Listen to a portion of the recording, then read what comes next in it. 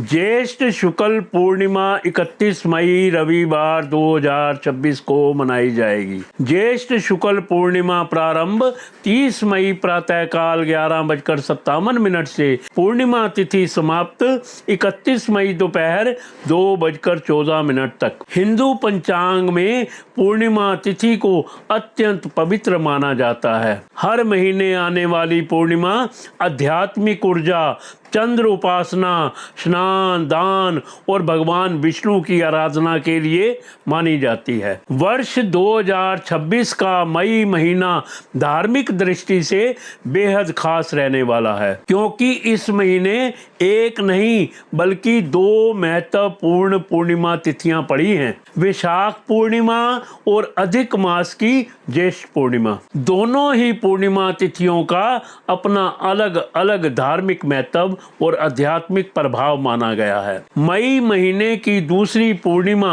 31 मई 2026 रविवार को पड़ेगी, जो अधिक मास यानी पुरुषोत्तम मास की ज्येष्ठ पूर्णिमा होगी। अधिक मास लगभग 2.5 साल में एक बार आता है और इसे भगवान विष्णु को समर्पित सबसे पुण्यकारी समय माना जाता है। यह पूर्णिमा सामान्य ज्येष्ठ पूर्णिमा से अलग मानी जाती है, क्योंकि यह पुरुषोत्तम मास में आती है। धार्मिक मान्यता है कि इस दौरान किए गए जप, तप, दान और व्रत का फल कई गुना बढ़ जाता है। इस दिन भगवान विष्णु और माता लक्ष्मी की विशेष पूजा करने का विधान है। भक्त जन पवित्र नदी में स्नान कर छाता, पंखा, ठंडक देने वाली वस्तुएं, फल और वस्त्र दान करते हैं। माना जाता है कि इससे जीवन में सुख, समृद्धि और शांति बनी रहती है। ज्येष्ठ पूर्णिमा की कथा के अनुसार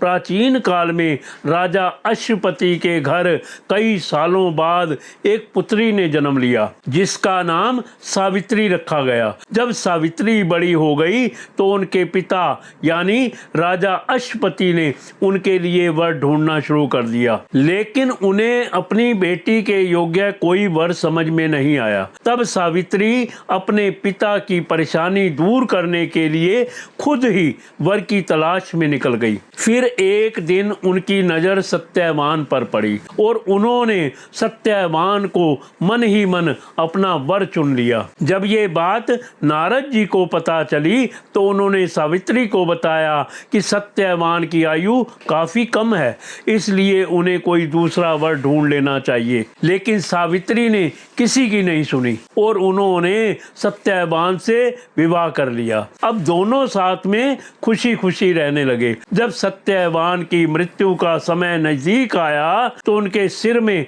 अचानक से बहुत तेज दर्द होने लगा। तब सावित्री अपने पति के सिर को अपनी गोद में रखकर सहलाने लगी। कुछ देर बाद यमराज वहां आ गए और सत्यवान की आत्मा को लेकर जाने लगे, लेकिन सावित्री भी उनके पीछे पीछे चलने लगी। इस पर यमराज ने उन्हें वापस चले जाने के लिए कहा, लेकिन सावित्री नहीं मानी और कहने लगी कि जहां उसके पति रहेंगे वो भी वहीं रहेगी। सावित्री के पतिव्रता धर्म को देखकर यमराज प्रसन्न हो गए और सावित्री से 3 वरदान मांगने के लिए कहा। तब सावित्री ने यमराज से पहले वरदान में अपने सास ससुर की आंखों की रोशनी मांगी, दूसरे वरदान में ससुर का खोया हुआ राजपाट मांगा और तीसरे वरदान में पति सत्यवान के पुत्रों की मां बनने का सौभाग्य मांगा। तब यमराज ने उनकी ये तीनों इच्छाएं पूरी करने का वरदान दे दिया, लेकिन सत्यवान के बिना सावित्री का पुत्रवती होना असंभव था। ऐसे में यमराज को सत्यवान के प्राण वापस लौटाने पड़े। यमराज से वरदान प्राप्त करने के बाद सावित्री वापस उसी बरगद के पेड़ के पास चली गई जहां उनके पति का मृत शरीर रखा था। वरदान के प्रभाव से सत्यवान जीवित हो गए। उनके सास ससुर की आंखों की रोशनी भी वापस आ गई और ससुर को खोया हुआ राजपाट भी मिल गया। कहते हैं तभी से ज्येष्ठ पूर्णिमा के दिन बरगद के पेड़ की पूजा किए जाने लगी।